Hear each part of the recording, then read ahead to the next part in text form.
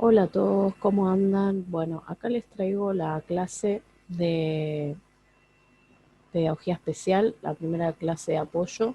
En esta clase vamos a ver todo lo que es la unidad 1. Voy a tratar de ir bajando en realidad a medida, de acuerdo pasan las clases. Es que la verdad que se me complicó un poco el tema de los tiempos. Así que bueno, por eso es que recién ahora estoy bajando, sé que tienen el parcial ya, quizás esta clase no les sirva mucho, pero bueno, quizás para dar un repasito o algo les sea útil.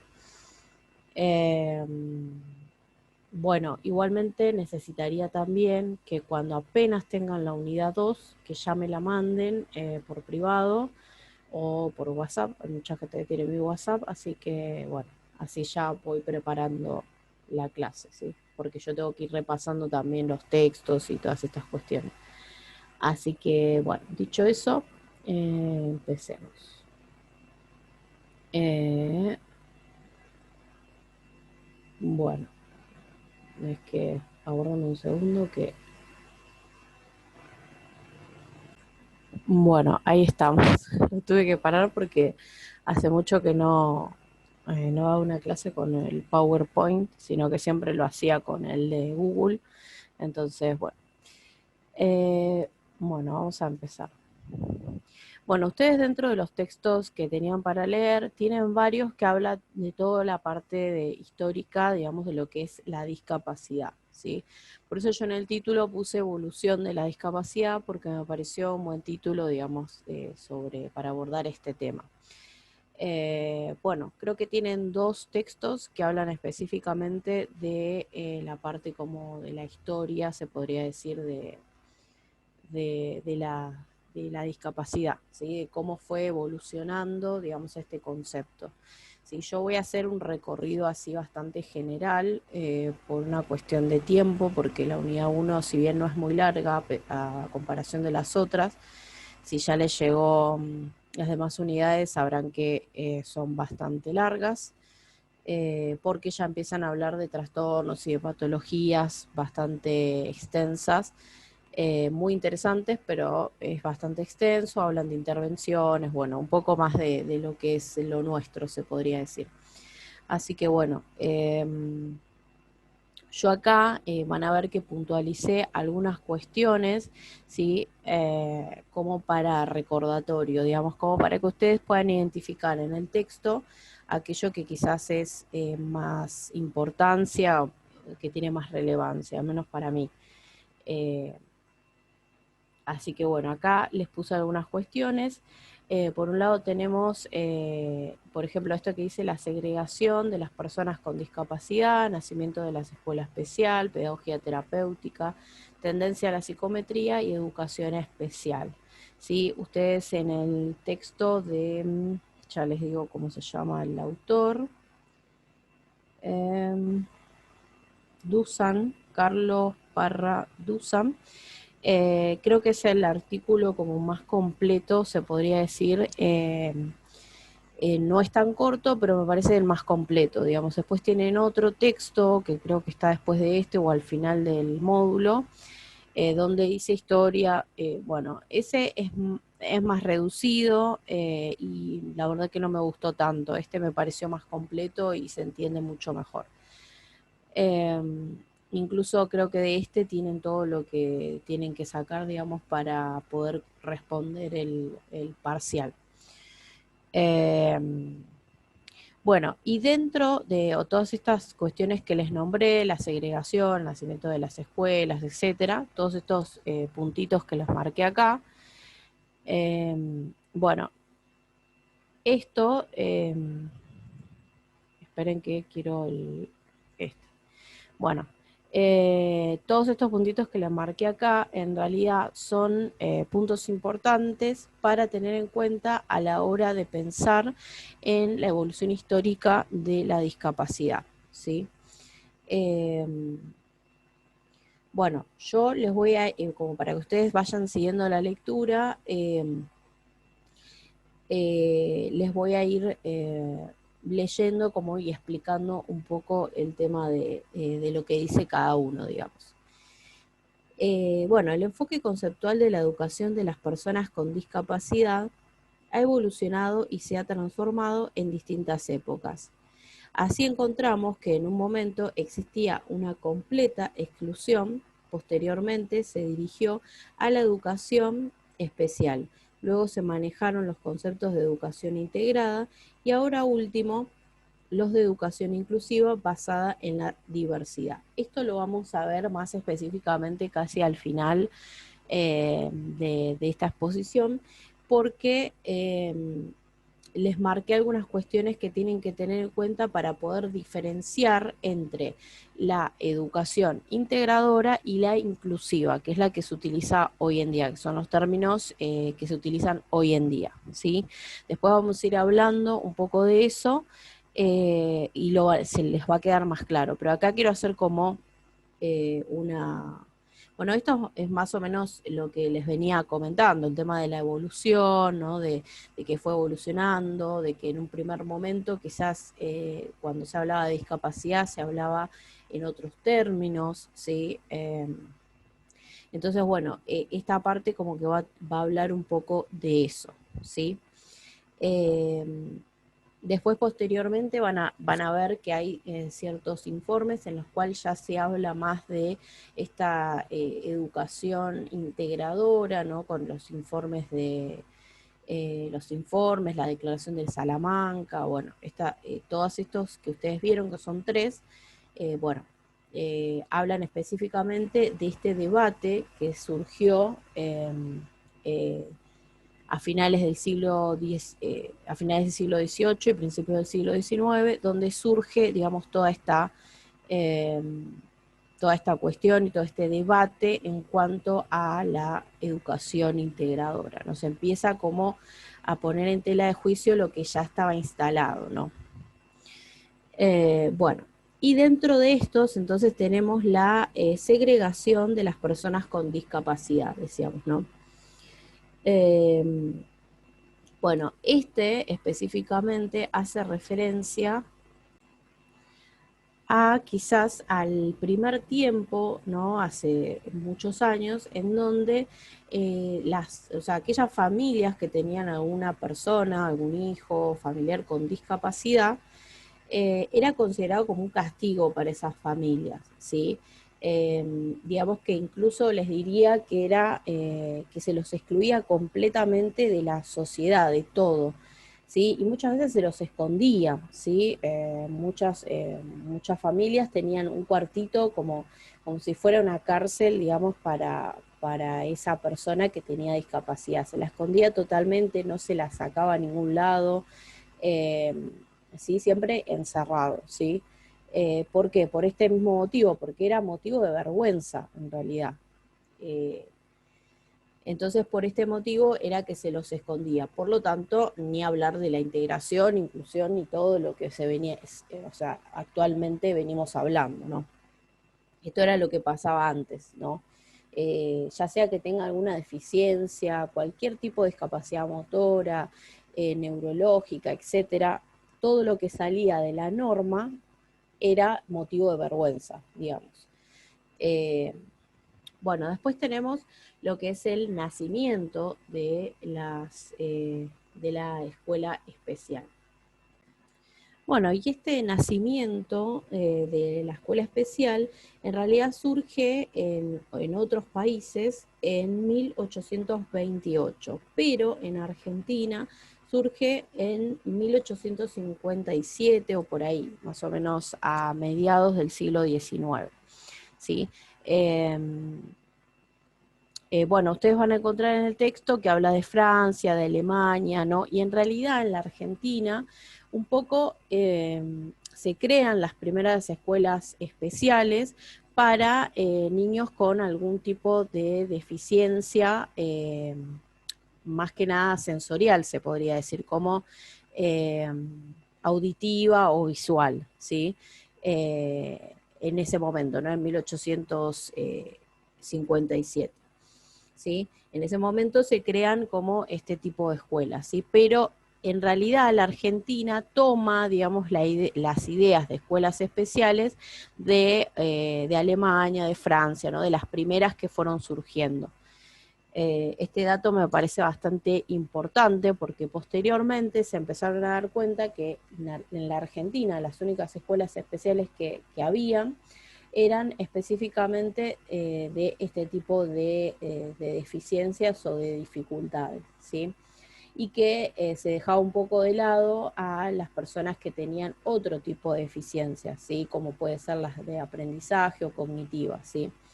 Porque ustedes tienen que tener en cuenta que las personas que tienen algún tipo de deficiencia auditiva o visual, en realidad cognitivamente tienen la misma capacidad que los demás. Quizás hay algunos aprendizajes, obvio que por supuesto se van a dar de manera diferente a aquellas que se dan en un niño sin ningún tipo de problema, digamos.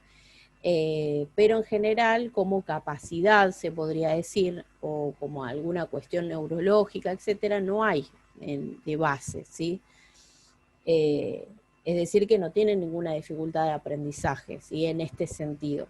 Sí, van a aprender de manera diferente, pero digamos que se van a adaptar y van a aprender con lo que tienen, ¿sí? Esta es la cuestión que quizás se resalta. Entonces, aquellos que tenían quizás sí una cuestión neurológica de base que le dificultaba el aprender, entonces para esos chicos sí seguían quedando excluidos, como que había cierta exclusión en este momento, ¿sí? Bueno, después tenemos la pedagogía terapéutica, que la pedagogía terapéutica se basaba en la clasificación de las discapacidades, o se podría decir las deficiencias que podía llegar a presentar un sujeto, ¿sí? Básicamente era eso, ¿no? Se empezaron a clasificar, digamos, dentro de la pedagogía terapéutica se empezaron a clasificar todas las discapacidades o deficiencias. No sé si hablar específicamente de discapacidades, pero sí de deficiencia, ¿sí? Eh, y se daban, obviamente, características específicas. Acá es donde se empieza a hablar de clasificación. Ustedes fíjense que tenemos actualmente, se utiliza el CIE-10 y el DCM-5, en donde son manuales en el cual se clasifican todos los trastornos habidos y por haber, digamos. Así que bueno, fíjense que acá es donde empezó, creo yo, toda esta cuestión de clasificatoria, digamos, en cuanto a las discapacidades, ¿sí? Es como el inicio, se podría decir, del DCM, por así decirlo, ¿no? Después tenemos la tendencia psicométrica, ¿sí? La tendencia psicométrica tiene que ver específicamente cuando surge las primeras pruebas de inteligencia, ¿no? En el cual medían básicamente la capacidad mental, ¿sí? Eh, lo importante que tienen que tener en cuenta en este periodo, en donde se tenía muy en cuenta todo lo que eran las pruebas psicométricas, es que incluso en este momento, cuando se crean estas pruebas, es que empiezan a surgir en mayor cantidad las escuelas para personas con retraso mental. Sí, en ese momento se le llamaba retraso mental. Hoy en día sabemos que ese término se consideraba como demasiado peyorativo y ahora se habla de discapacidad intelectual. Pero en ese momento se crearon escuelas para aquellos sujetos que tenían retraso mental, ¿sí? Y tengan en cuenta también que el surgimiento de las pruebas psicométricas trajo acompañado también una cuestión importante con respecto al retraso mental, ¿sí? Que específicamente antes, o exclusivamente en este momento, con el número que arrojaba, digamos, estas pruebas psicométricas, era prueba suficiente para poder diagnosticar a una persona con retraso mental. Fíjense cómo fue evolucionando el tema de incluso el diagnóstico, ¿no? Y teniendo en cuenta que en las pruebas psicométricas hay muchos factores que juegan, ¿no? El tema de la atención, por ejemplo, quizás era un chico que no tenía retraso mental o que era muy leve y que quizás su problema de base era atencional, ¿no? Entonces, le daba un CI bajo. ¿Por qué? Porque no podía prestar atención, porque tenía algún tipo, algún nivel de déficit de atención. Entonces era evidente que su coeficiente intelectual iba a dar de manera reducida, ¿no?, a la norma. Entonces, bueno, pero todas estas cuestiones no se tenían en cuenta en este momento todavía, no se pensaban, digamos. Y después tenemos lo que es la educación especial, ¿no?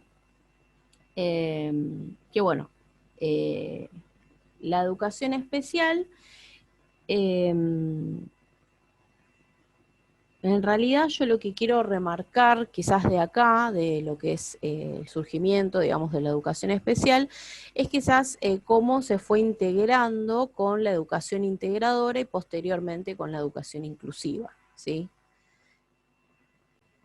Bueno, entonces, cuando surgió, ¿no?, todo lo que es la educación especial y las primeras escuelas especiales, eh, teniendo en cuenta que tenían en cuenta como todas las personas, digamos, que tenían algún tipo de dificultad, todos terminaban en la escuela especial, ¿sí?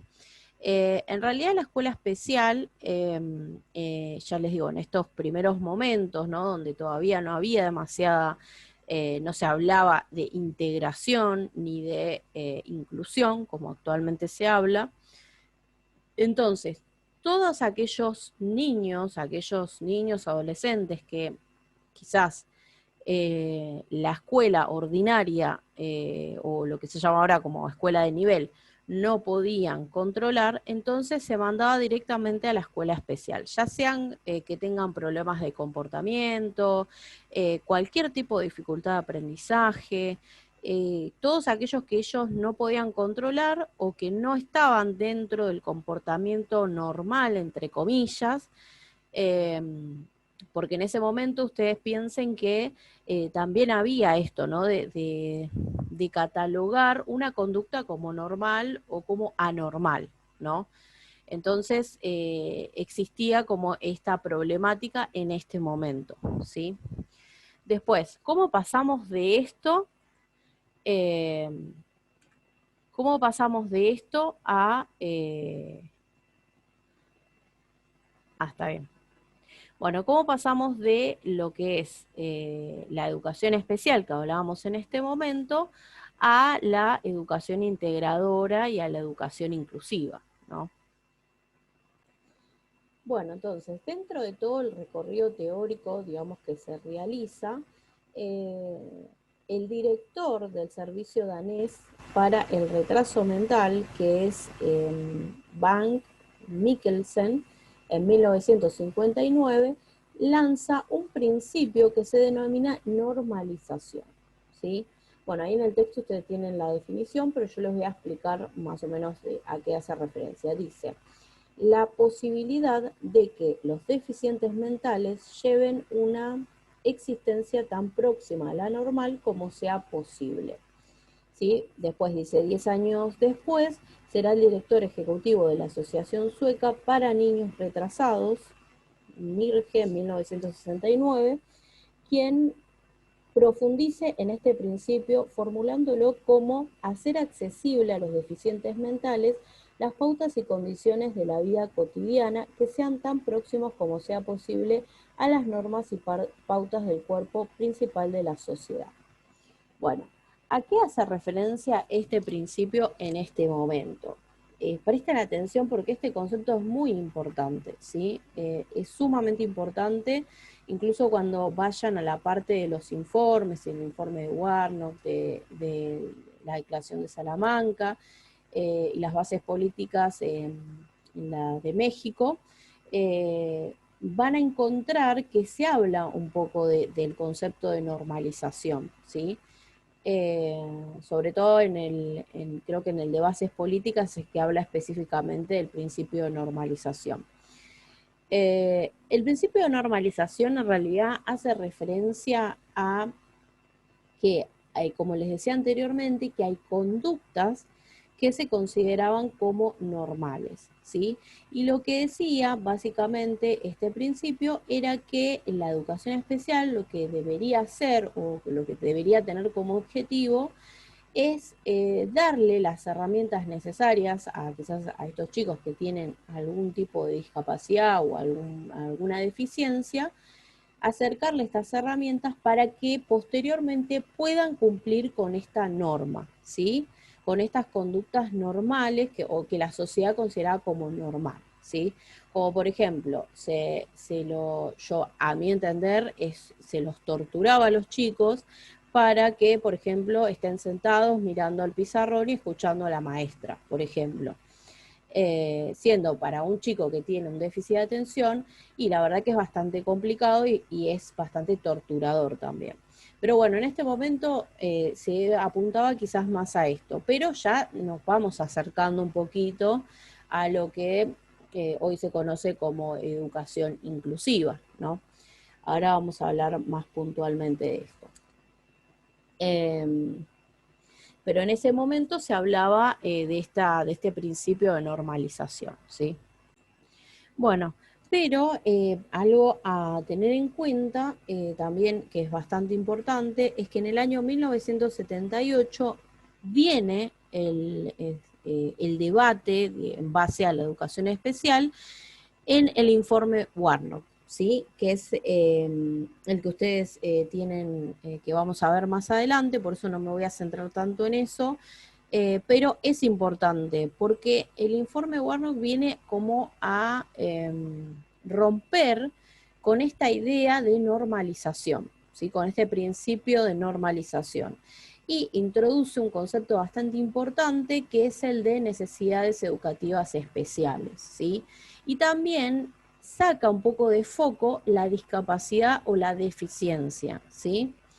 En este momento, cuando se hablaba específicamente, como les decía anteriormente, del principio de normalización, quizás se centraba mucho en la discapacidad, en el problema, ¿sí? Incluso les diría que se consideraba al niño como un problema también, ¿no? Al niño que tenía dificultades como un problema, ¿sí? No un niño que tiene problemas, sino un niño problemático, se podría decir. Bueno, pero eso lo vamos a hablar más adelante, ¿sí? Creo que en la próxima ya vamos a estar hablando de los informes. Bueno, entonces, la pregunta principal era cómo pasamos de una cosa a la otra, ¿no? Cómo pasamos de todo esto que venimos hablando, del principio de normalización, etcétera, a la educación inclusiva, ¿sí? Yo les diría que este principio, digamos, de normalización tiene que ver más que nada con la educación integradora, ¿sí? Por eso acá yo les puse discapacidad e igualdad, que les puse dos flechitas porque estos son dos conceptos que quizás se tenían muy en cuenta en lo que era la educación integradora, ¿sí? Entonces, bueno, vamos a hablar primero de estos dos conceptos y después vamos a ver cómo se pasó de esto a esto, ¿sí? Cómo se pasó de la integración a la inclusión. ¿Y por qué? ¿No? De manera resumida, por supuesto, porque si no, para eso tienen el texto. Bueno, en la educación integradora se centraba mucho en esto, en la discapacidad, se centraban en el problema, en la discapacidad y en la problemática que desenvolvía esa discapacidad, ¿sí? Por eso acá les puse el concepto de discapacidad, ¿sí? Se centraban en eso, era el niño problema, como les digo, y estaba un poco centrado en este principio de normalización, ¿sí? habían ciertas conductas que se consideraban normales y que ante esto es que era necesario darle herramientas a esos chicos para que en algún momento puedan llegar a cumplir con esas pautas que se consideraban como normales, entre comillas. Y se hablaba más que nada de igualdad, ¿sí? Es decir, se le daba a todos lo mismo, ¿sí? Esa era la cuestión y el principio, digamos, que mayormente se utilizaba en la educación integradora, ¿sí? Más o menos era eso a lo que se apuntaba, ¿sí? Eh, Esto tiene, la educación integradora tiene que, fíjense que hay el que dice bases políticas, el informe este que habla del debate que surgió, ¿no?, en base a la educación especial, este que dice bases políticas, bueno, ese es de México, ese texto específicamente habla sobre el principio de normalización y tiene que ver más que nada con esta parte, con la parte de educación integradora, quizás. Ojo, eso es un criterio mío, es por lo que fui leyendo, me parece que tiene más que ver con la educación integradora, ¿sí?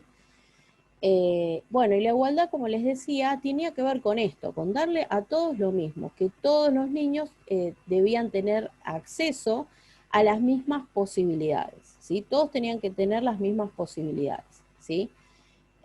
A esto es algo que quizás se centraba más el tema de la igualdad. ¿Qué pasa con la educación inclusiva?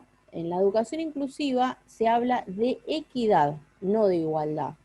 Es decir, se le da, se trata como de equiparar o de aquel niño que quizás, aquel niño sujeto adolescente que tuviera alguna dificultad, se le tratan de dar las herramientas necesarias para que pueda llegar a adquirir, se podría decir, los mismos contenidos que los demás niños que no tienen ningún tipo de dificultad, ¿sí?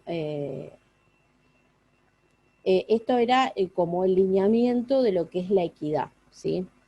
Y por otro lado teníamos como principio básico de la educación inclusiva, tenemos la diversidad, que ya no se habla de normalización, o sea, lo normal es la diversidad, que todos aprendemos de manera diferente, que todos tenemos ritmos diferentes de aprendizaje y que quizás la manera, que la modalidad de aprendizaje que yo tengo es diferente a la que tiene mi compañero, ¿sí?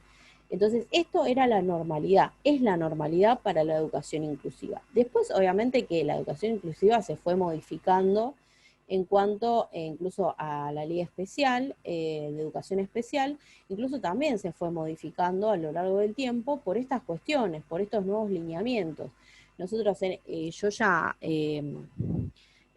se hablaba, me acuerdo, porque ya cuando me interesaba el tema de la educación integradora, se hablaba de integradora, incluso se hablaba de maestra integradora, no hace mucho tiempo, y incluso era la maestra integradora o maestro integrador el que tenía que adecuar las tareas a los chicos, ¿no? Y también ahí hubo un cambio de conceptualización en cuanto a las adecuaciones y adaptaciones curriculares, ¿sí?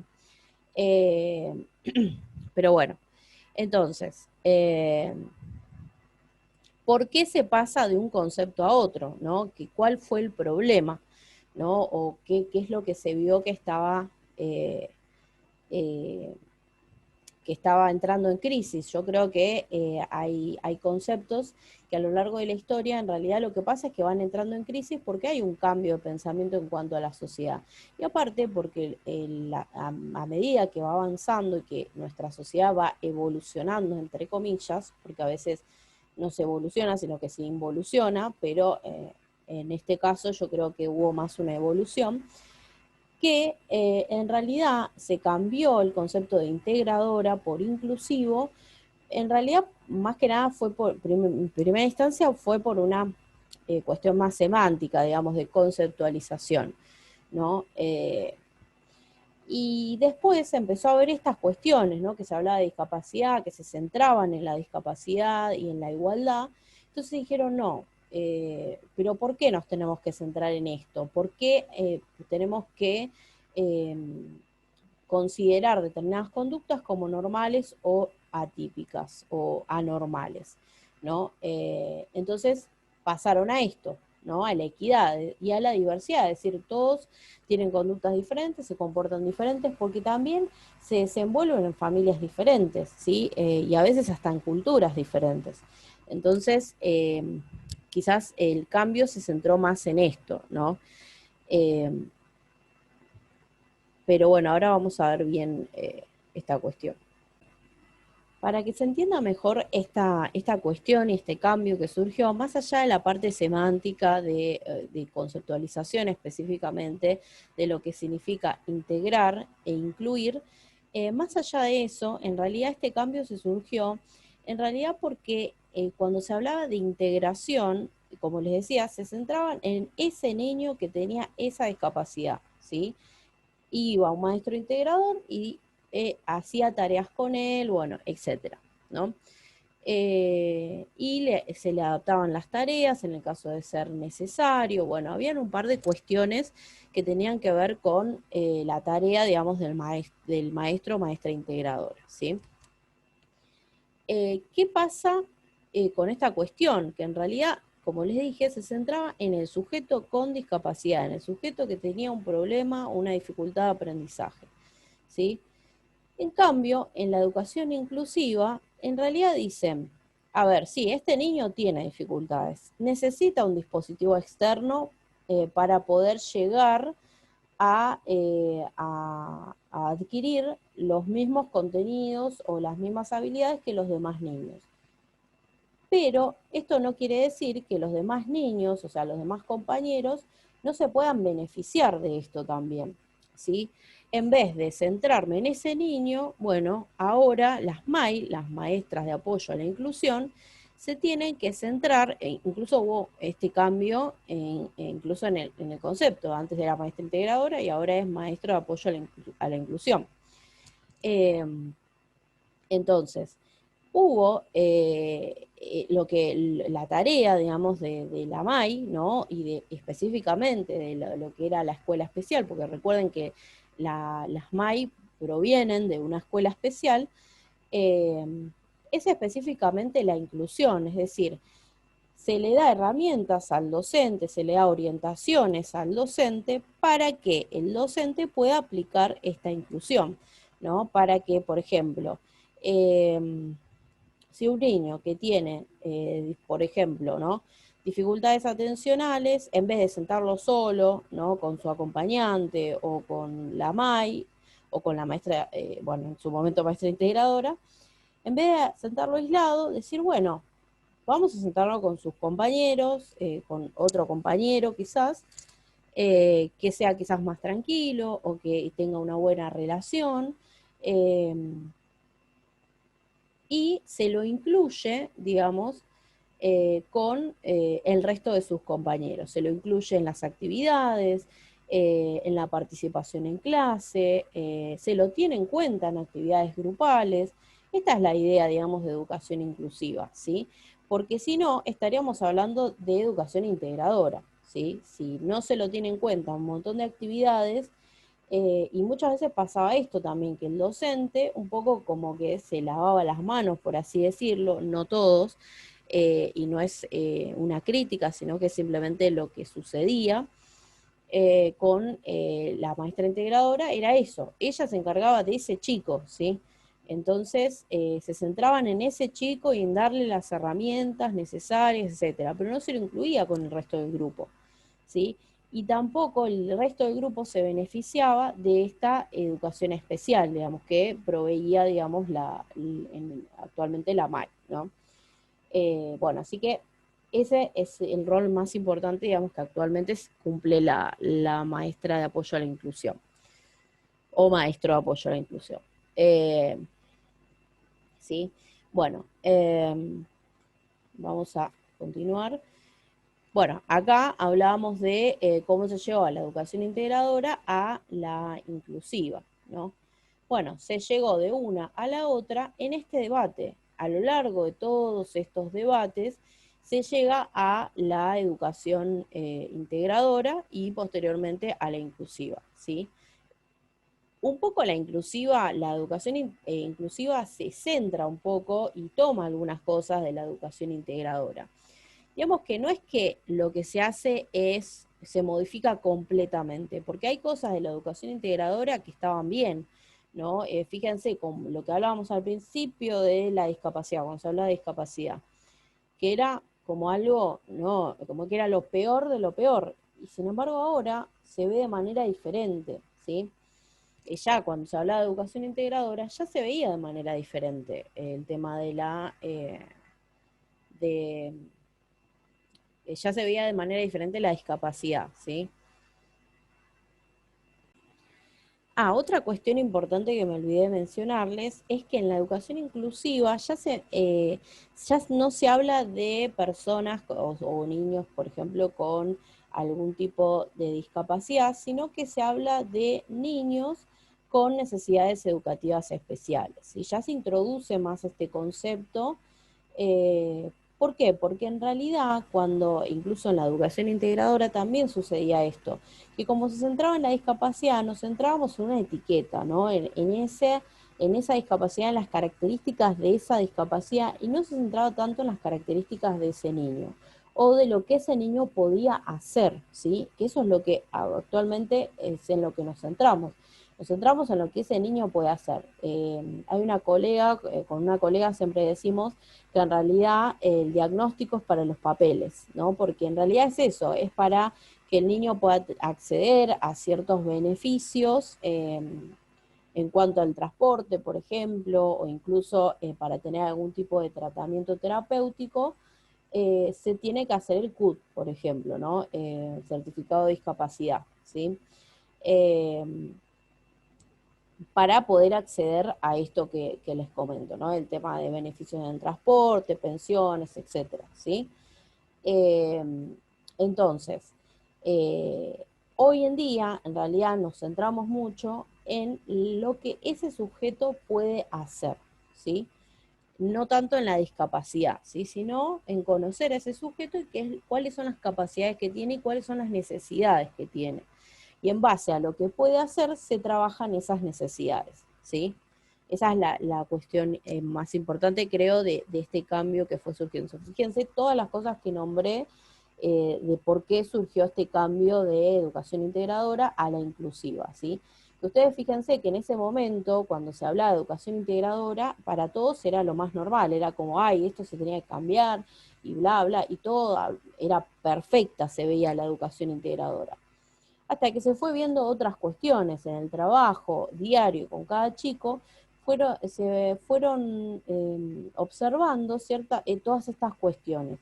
Por eso hubo este cambio también, ¿no? Y aparte porque fíjense que incluso la ley de educación especial es bastante nueva, se podría decir, ¿no? Entonces es importante esta renovación, ¿no? Incluso el trabajo de las MAI, no es lo mismo lo que hacía el maestro o la maestra integradora de lo que hace el maestro o la maestra de apoyo a la inclusión. Eh, Son como tareas se fueron variando, digamos, ¿no? Eh, Antes quizás maestra integradora, quizás sí se basaba más en lo que era el niño específicamente y era que le adecuaba las tareas, etcétera. Y ahora los ajustes los hacen en realidad los docentes y las MAI lo único que tienen que hacer son simplemente darle orientaciones a los docentes, ¿no? Que es algo que a los docentes les cuesta bastante comprender, ¿no? Eh, en general. Bueno, vamos a ver ahora el tema de los debates que les venía comentando, ¿no?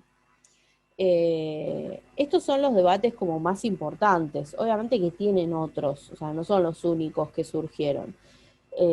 Acá quizás en la unidad 1 ustedes tienen específicamente estos, pero hay otros, ¿sí? Quiero ver cuánto tiempo llevo. Bueno, me tengo que acelerar un poco porque si no me va a quedar muy largo. Bueno, pero igualmente esta parte no es tan engorrosa o tan larga, digamos, eh, porque ya, ahí está, porque ya más o menos lo más largo era la parte de la historia y todo eso. Bueno, veamos acá qué tenemos.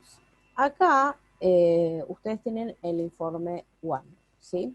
El informe Warnock se enfoca en las experiencias de aprendizaje que se le proporcionan a cada persona, ¿sí? Es decir, el informe Warnock viene a hablar de igualdad de oportunidades, ¿sí? De aquello que se le proporciona a eh, en cuanto a la educación, ¿no? Siempre hablando en cuanto a la educación, ¿sí?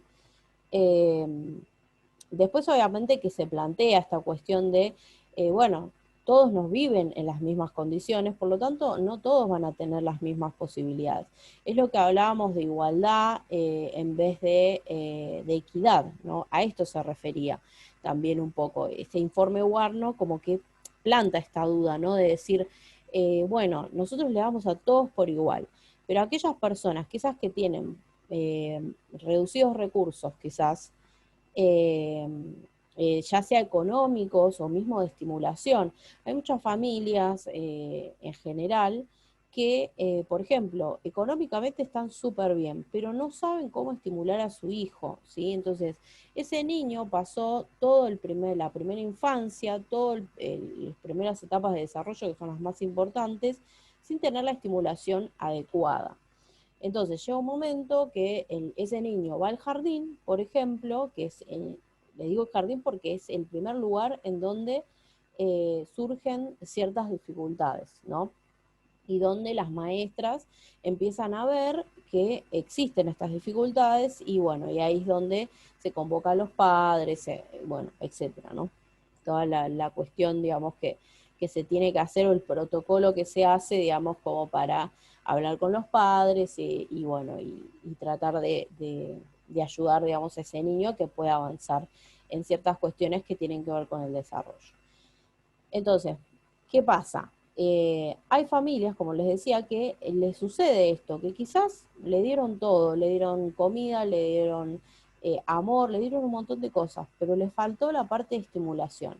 Un niño que está las 24 horas adelante de una pantalla, va a ser un niño que no va a estar bien estimulado, ¿sí? Va a ser un niño que la motricidad gruesa y la motricidad fina posteriormente se van a dar de manera desfasada a otros niños, pero no porque haya una cuestión neurológica o porque tenga un problema motriz, sino que se va a dar en realidad por falta de estimulación.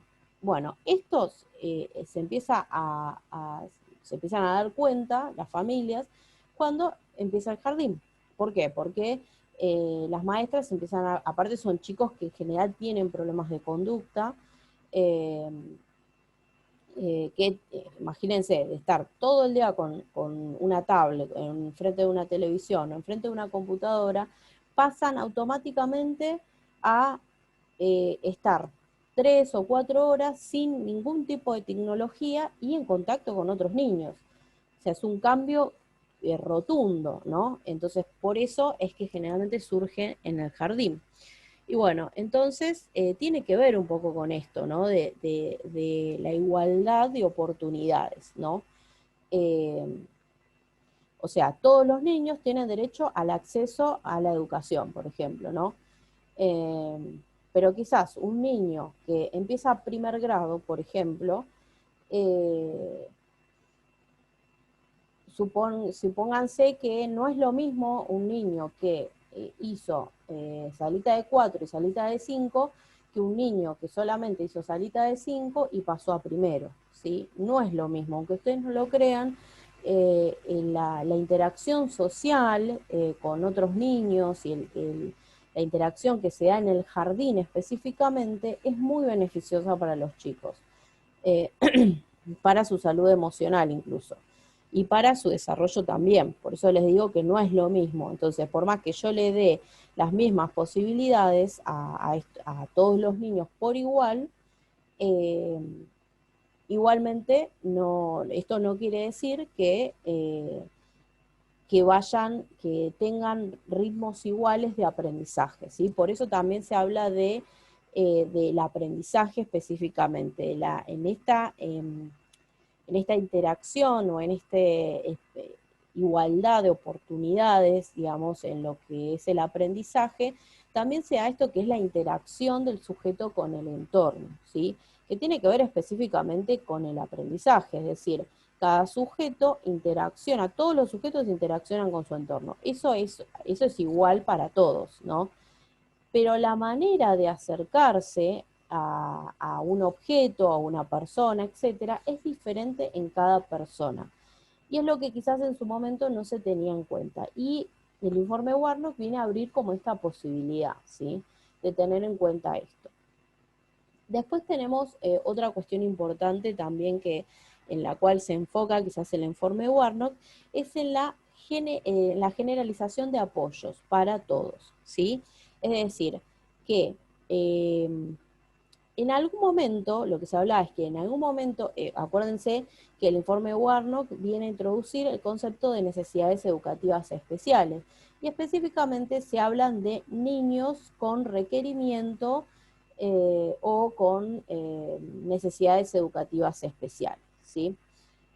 O con requerimiento de educación especial, por ejemplo. Ya no se habla de este niño tiene retraso mental y necesita esto. No, es niños con, ya se saca del medio, fíjense cómo se corre de foco el tema de la discapacidad, no del problema, sino que dicen, bueno, este niño tiene requerimientos de necesidades educativas especiales, ¿sí? Perdón, de educación especial. Entonces, lo que dice el informe Warnock básicamente es esto, ¿no? Que los niños, todos, absolutamente todos, en algún momento de su desarrollo escolar, eh, va a necesitar algún tipo de apoyo, ¿sí? Siempre, en algún momento, todos los niños necesitan un apoyo. Por eso habla de una generalización, y por eso no se habla de discapacidades, porque quizás pasa esto, lo que yo les he explicado al principio, puede haber un niño que le falte algún tipo de estimulación en toda su primera infancia, y que ya a la escuela quizás no tiene ninguna discapacidad, ningún problema neurológico, no tiene nada. El tema es que le faltó estimulación. Y bueno, tiene que ver con esto. En ese momento quizás ese niño necesite un apoyo y después con el tiempo ya no lo necesite. Y no necesariamente tiene que tener una discapacidad o algún problema, ¿sí? Pero es algo que se tiene que tener en cuenta y que se tiene que tratar. Antes era solamente al niño que tenía discapacidad. Si no tenés un diagnóstico no te damos nada. Más o menos era así. Bueno, ahora es diferente, ¿no? Este informe es el que viene a introducir esta cuestión. Y en cuanto a los objetivos educativos, también tenían que ser iguales para todos, ¿no? También, un poco, este informe habla mucho de igualdad, igualdad, igualdad. Después se fueron, pero fíjense que ya este informe fue introduciendo ciertas cuestiones, ¿no? Importantes.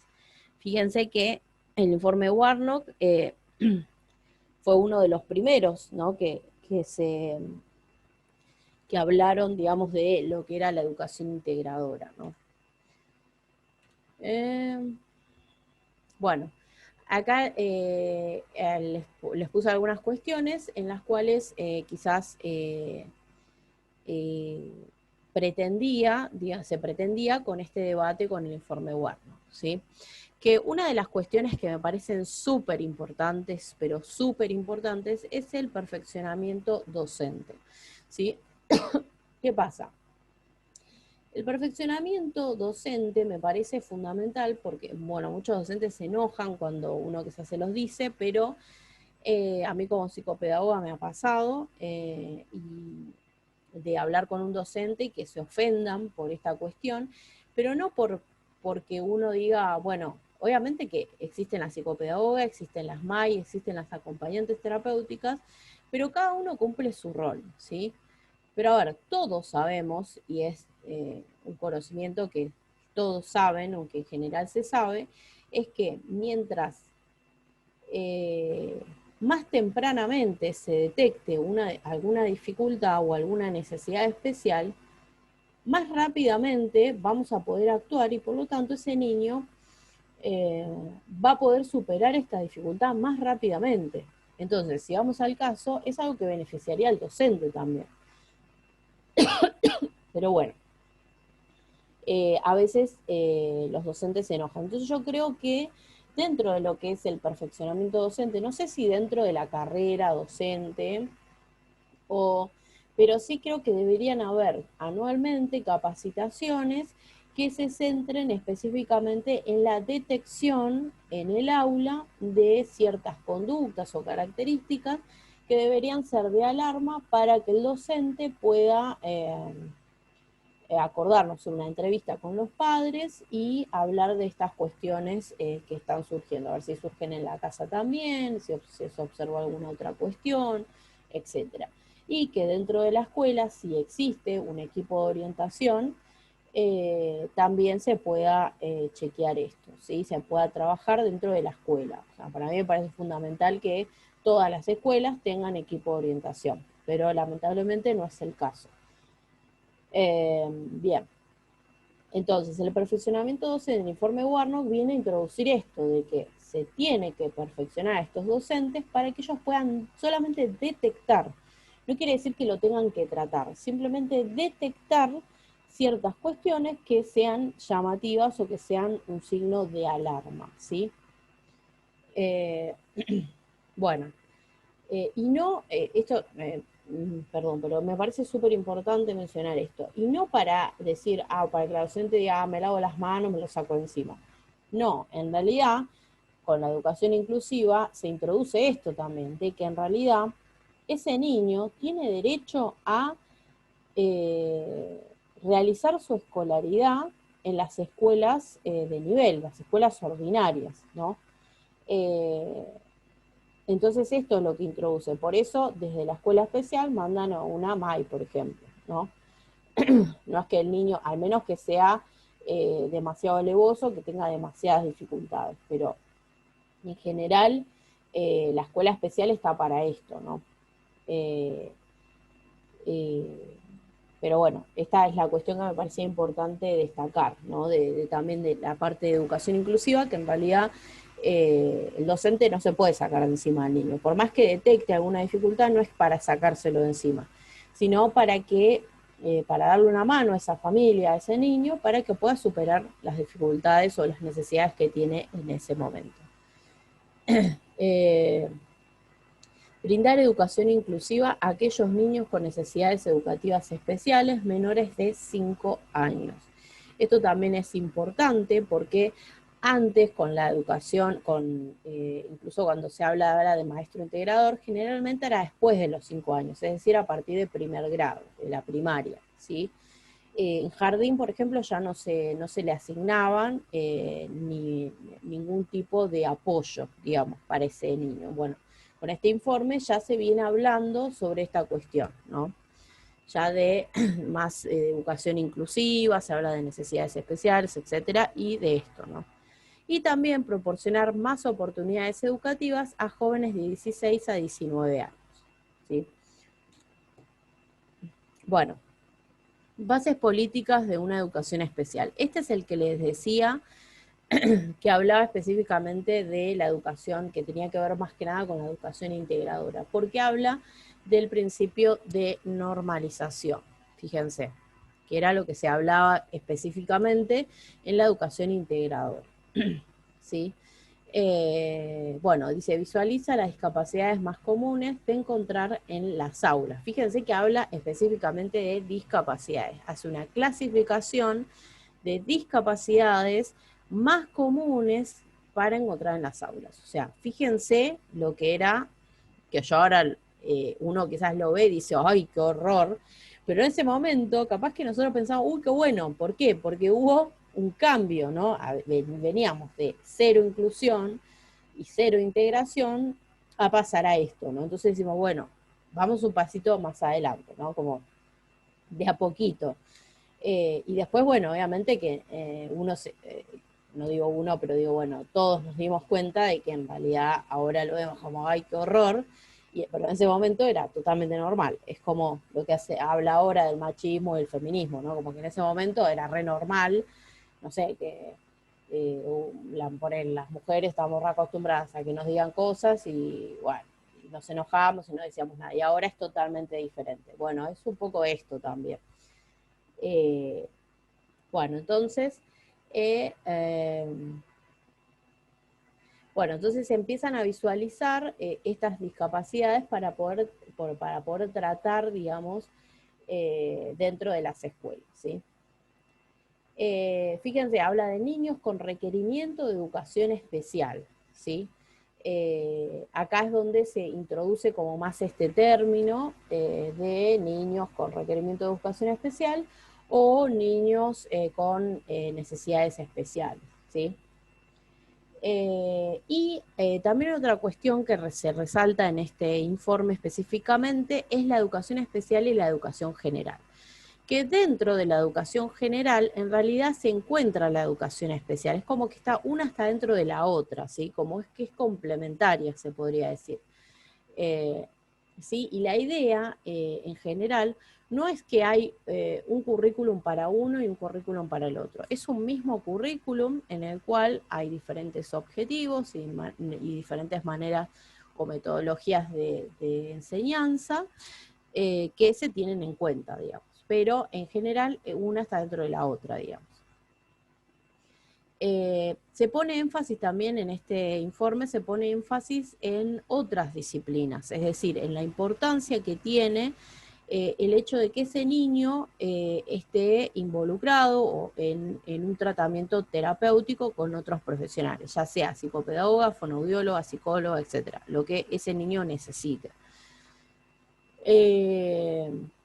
También se hablaba digamos, el docente, digamos, como el docente y lo que era la detección de alguna dificultad como una acción preventiva, ¿sí? Como para prevenir problemas más graves, se podría decir, ¿no? O dificultades más graves. Entonces, un poco se hablaba de esto, ¿no? También se priorizan las posibilidades del alumno, ¿sí?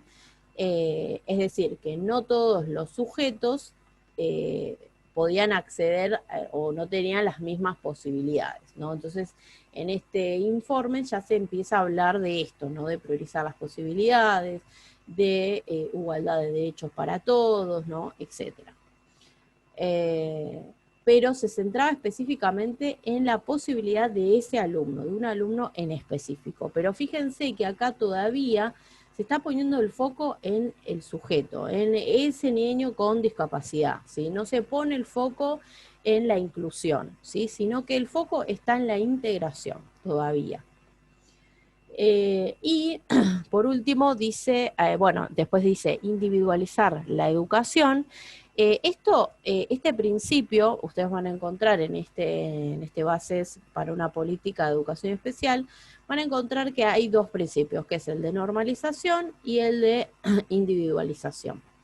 El de individualización hace referencia específicamente a que cada alumno quizás puede llegar a tener algún tipo de dificultad. Fíjense cómo ya se va reformulando un poco, ¿no? Ya se va empezando a hablar un poco, se acerca, se asoma ahí, se está asomando lo que hablábamos de inclusión, ¿no? Pero se asoma, todavía se estaba hablando de integradora, a mi criterio, ¿no? Porque la individualización hace referencia a que se tiene que tratar y se tiene que poder llegar a evaluar cada caso, o sea, cada niño en particular, y evaluar específicamente las posibilidades que tenía cada niño, ¿sí? Esto era tarea del docente, digamos, ¿no? Supuestamente. Bueno, y después el principio de normalización era, otra de las cuestiones a tener en cuenta era el de promover a la normalización, que era lo que les mencioné al principio, que habían conductas que se consideraban normales, ¿sí? Por eso es que se hablaba del principio de normalización. Bueno, y por último tenemos la Declaración de Salamanca, que habla de los derechos específicamente de los niños. Ya es como que se centra más en esta parte. La verdad que fue el que más me gustó, digamos, y creo que se centra bastante en lo que es la educación inclusiva. Fíjense que ya tiene sus años, es en 1994, así que ya tiene sus años, pero fíjense todo el tiempo que pasó para que se reformulara y se empezara a hablar de educación inclusiva. Pero estos fueron los primeros debates que fueron surgiendo, ¿sí? Eh, entonces, pero bueno, se quedó un poco atrás y bueno, tardó años y años y años y años y años y años, se darán cuenta, en que esto se pudiera modificar. Bueno, y la Declaración de Salamanca les decía que viene a decir, bueno, todos los niños tienen derecho, todos los niños y niñas tienen derecho de acceso a la educación, ¿sí? Es un derecho que es en general para todos los niños y niñas, ¿sí? Esto es lo que viene como a poner, viene a poner el acento esta declaración. También otra de las cuestiones es centralizarse, digamos, en las capacidades de cada niño o niña, ¿sí? Es decir, ya volvemos a lo mismo de quizás la anterior. En la anterior nosotros decíamos esto también, que quizás acá era visualizar las discapacidades y acá se centraliza en la capacidad. O sea, fíjense cómo fue el cambio, ¿no? De pensamiento, de decir, bueno, me centro en las necesidades que tiene ese niño. Bueno, ahora no, ahora me centro en las capacidades, me centro en lo que puede hacer, ¿sí? Y en base a eso es que, obviamente que hay que evaluar las necesidades especiales de esos chicos. No es que uno deja de lado y dice, bueno, no, solamente me centro en lo que puede hacer, porque si no ese niño no avanzaría nunca. Entonces, eh, nos centramos en lo que ese niño puede hacer, en las capacidades que tiene ese niño o niña, pero evalúo las necesidades especiales que tiene y en base a lo que puede hacer es como atiendo a esas necesidades especiales. Ahora vamos a ver de qué manera se atienden a estas necesidades especiales. Hablamos de reformular el sistema educativo de modo que tengan en cuenta la diversidad, que sea normal la diversidad, ¿sí? Esto es lo que, fíjense que esto es lo que impulsaba, lo que se quería. Ahora ya está instalado, digamos. Esto, imagínense cuánto tardó en instalarse, pero esto era como como lo que yo digo, por ejemplo, que yo creo que los grados tendrían que estar divididos en la normalidad. En la escuela ordinaria, para mí los grados tendrían que estar divididos en base a las capacidades que tiene cada sujeto. Yo creo que esto no tendría que ser de la escuela especial, sino que tendría que ser en la escuela ordinaria, a mi criterio. Bueno, esto es como algo parecido. Es lo que yo creo que quizás en algún momento se instaure o no, ¿sí? Bueno, entonces, acuérdense que esto ya habla más de la educación inclusiva, ya habla de la diversidad como normalidad, ¿sí? Personas con discapacidad deben tener posibilidad de acceso a las escuelas ordinarias, ¿sí? Es decir, que todas las personas, absolutamente todas, tengan discapacidad, no tengan necesidades especiales o no, debe existir esa opción, esa posibilidad de que ese niño pueda concurrir a una escuela normal, entre comillas, a una escuela ordinaria, ¿sí? Esa es la idea principal. Y que, por supuesto, se le proporcionen las herramientas o los dispositivos externos necesarios para que exista esta equidad, ¿no? Bueno. Y, por supuesto, y fundamental, la capacitación docente, ¿sí? Muchos docentes se encuentran un poco perdidos. A mí me pasó en mi trabajo que llegó una docente que no estaba muy, digamos, estaban como en sus comienzos y no tenía muy claro cuál era el rol de la MAI, cuál era el rol del acompañante. También el rol del acompañante es nuevo, es relativamente nuevo. Entonces, se va reformulando constantemente, ¿no?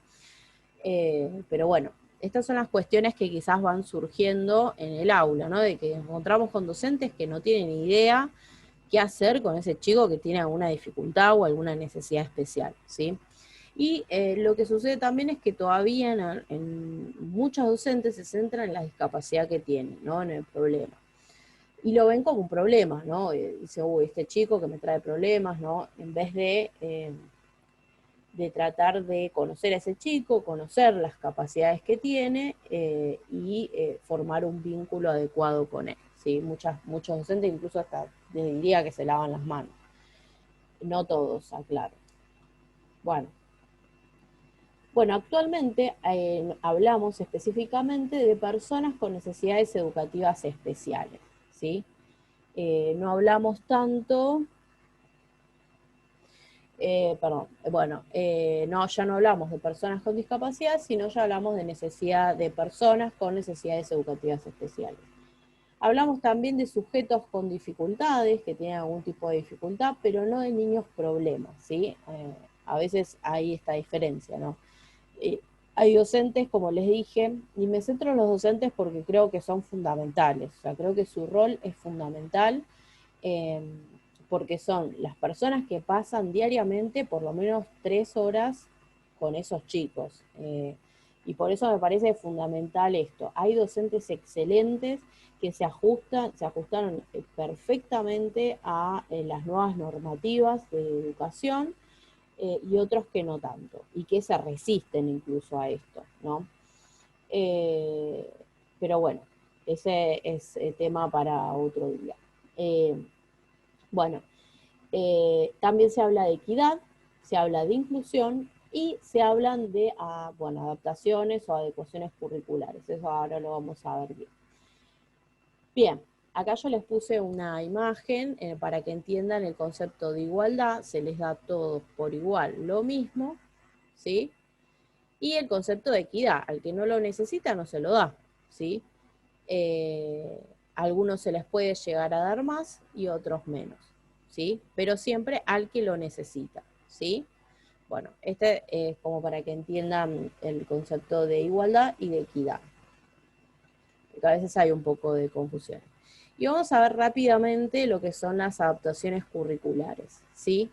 Las adaptaciones curriculares ustedes los tienen muy bien definido en lo que son los textos, un texto que tienen específicamente que es un texto de cátedra, creo, así que lo tienen bien definido ahí, pero vamos a hablar específicamente de que las adaptaciones curriculares son una serie de herramientas que se le proporcionan al niño con necesidades educativas especiales, ¿sí? También hay una cuestión que no les remarqué, que me acabo de acordar, es que no les dije a qué se considera como necesidades educativas especiales. Se consideran las necesidades educativas especiales o a niños con necesidades educativas especiales a aquellos que requieren de otro tipo de metodología o de medios para acceder a los contenidos, digamos, a los contenidos básicos, digamos. Que, digamos, el docente intentó un montón de cosas y bueno, y no logró, digamos, que pudiera adquirir estos contenidos, ¿no? Entonces, se tiene que acceder a otras herramientas o medios, ¿sí? Bueno, entonces, hablando de adaptaciones curriculares, las adaptaciones curriculares son las que dan respuesta a las necesidades educativas especiales, ¿sí? Y dentro de lo que son las adaptaciones o adecuaciones, se clasifican en de acceso al currículum, adaptaciones curriculares propiamente dichas y adaptaciones curriculares de contexto, ¿sí? Ahora vamos a ver cada una de ellas y a su vez decíamos que pueden ser significativas o no significativas, ¿sí? Vamos a ver ahora las que son de acceso al currículo, ¿sí? Aguárdenme un segundo que... Bueno, les decía que las de acceso al currículum en realidad hacen referencia a adaptaciones o adecuaciones en el mobiliario, ¿no? En el espacio físico del aula. Por ejemplo, tiene que ver todo lo que son con rampas, por ejemplo, o incluso de acceso al aula también. ¿no?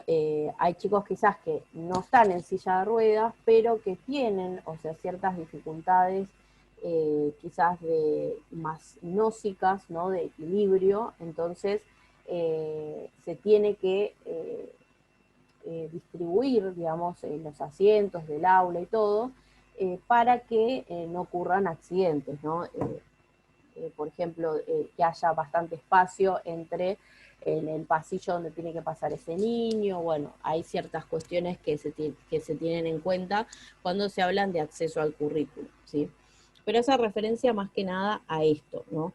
Y que también incluso hace referencia a que para que la comunicación sea más eficaz. Es decir, hay niños, por ejemplo, mayormente se lo hace con niños que tienen algún tipo de déficit de atención, en el cual se los sienta delante de todo, por ejemplo, o niños que tienen alguna dificultad visual para ver de lejos, entonces se los pone más cerca de la docente, o auditivos también, que no es que son sordos, sino que no tiene una disminución auditiva, en el cual se los sienta delante de todo. Esto para favorecer la comunicación también. Bueno, entonces encontramos este tipo de adecuaciones de acceso al currículum, ¿sí? Bueno, por otro lado tenemos las adaptaciones curriculares propiamente dichas, que son en las cuales se realizan modificaciones o algunas adaptaciones a los objetivos o la manera de evaluar, o incluso algún tipo de metodología para ese niño en particular, ¿no? Sobre el currículum. Es decir, nosotros tenemos en general, cuando el docente realiza la planificación, se establecen objetivos, ¿no? O sea, logros o determinadas capacidades, ¿no? O habilidades que esos niños van a tener que adquirir al final de esa temática, ¿no? O de ese tema, ¿no? O cuestiones que van a tener que saber al finalizar el tema que se va a dar, digamos. Bueno, en algunos chicos lo que pasa es esto, ¿no? Que obviamente que esas son cosas que se pueden encontrar incluso en el currículum, que ustedes lo pueden descargar de internet. Esos son los objetivos como generales. Los más específicos creo que son más, lo formula más el docente, ¿no? Pero bueno, los curriculares propiamente dicho tienen que ver con esto, como por ejemplo, pueden haber niños que por algún tipo de dificultad, ya sea atencional o de algún otro tipo, no puedan acceder tan fácilmente, por ejemplo, no sé, niños de primer grado, por ejemplo, o incluso le dirá más chico, pero bueno, vamos a niños de primer grado en donde se están alfabetizando. Quizás un niño puede llegar a terminar primer grado eh, leyendo algunas palabras aisladas, por ejemplo, siendo que otros ya pueden leer, no sé, oraciones o armar oraciones, etc. Y bueno, entonces, para este niño se realizó una modificación en los objetivos, es decir, que pueda leer palabras aisladas, por ejemplo. Bueno, esa es una modificación en el objetivo, siendo que para los demás quizás ya deberían leer, no sé, oraciones completas. Les estoy tirando así un ejemplo. Eh, bueno, y después tenemos las adecuaciones curriculares o las adaptaciones curriculares de contexto, ¿sí? Que en realidad las de contexto tienen que ver más con el clima emocional, ¿no? Del aula, ¿no? Específicamente del sujeto, ¿no? Específicamente actúa sobre la estructura grupal y la comunidad en general. Es decir, las de contexto, hacen referencia, para que entiendan mejor, sobre el grupo, quizás, por ejemplo, cuando habla de estructura grupal. Cuando habla de estructura grupal, habla de todo el grupo en general, de todos los alumnos, no del grupo en el que está integrado ese niño, sino de todo el grupo en general. ¿Cómo se lleva ese grupo, por ejemplo? Si realmente se lo incluye, ¿no? en el grupo, ¿entendés? A esas referencias a esas cuestiones hace referencia este tipo de adaptaciones curriculares, ¿sí? Y que a veces, por ser un chico que quizás tiene muchas dificultades sociales, pasa con estos chicos eh, que tienen quizás dificultades en la manera de aproximarse a otros, bueno, entonces el docente lo que debería hacer es, el docente junto con la MAI, etcétera, deberían poder acercar a ese niño al resto de sus compañeros, ¿no? Tiene que ver un poco con esto, ¿no? Con características propias que tiene ese grupo, ¿no? Por eso en realidad se evalúan las características de cada grupo para poder formular determinados objetivos, ¿sí? Sobre todo cuando tiene que ver con esta parte más social. Y a su vez, decíamos que podían ser todas estas adaptaciones, podían ser significativas o no significativas. Las no significativas son las que no requieren demasiada modificación, ¿sí? Que son muy ínfimas las modificaciones que se requieren, digamos. Eh, implican, digamos, más que nada una leve alteración, se podría decir, en la planificación, ¿no? Común que se da en el día a día con ese alumno. Pero no son demasiado grandes o, valga la redundancia, significativas, ¿sí? Eh, o incluso estas se refieren más quizás a la parte de acceso al currículum, ¿no? Las que no significativas, ¿no? Que quizás es un niño que tiene más dificultades motrices, entonces quizás requiere más una adecuación en cuanto al mobiliario, pero no demasiado significativo, más que sea una rampa o la ubicación de ese niño en un determinado lugar. Eh, entonces, bueno, hace un poco referencia a esto. Y después las no significativas hacen referencia a las significativas hacen referencia a aquellas modificaciones que son mayores, ¿sí? Que hay que realizar muchas modificaciones en el mobiliario, en el currículum, en los objetivos del currículum, en la manera de evaluar también, y también en la parte del contexto, ¿no? Son esos chicos que quizás presentan un montón de características, que tienen problemas de aprendizaje, que tienen problemas de conducta, ¿no?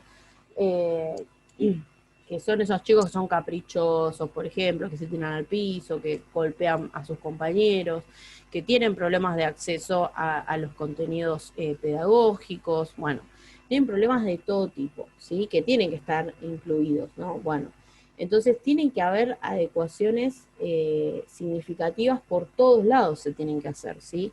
Tanto de acceso al currículum como de objetivos específicos del currículum, como de acceso también, a lo que se refiere al clima emocional, ¿no?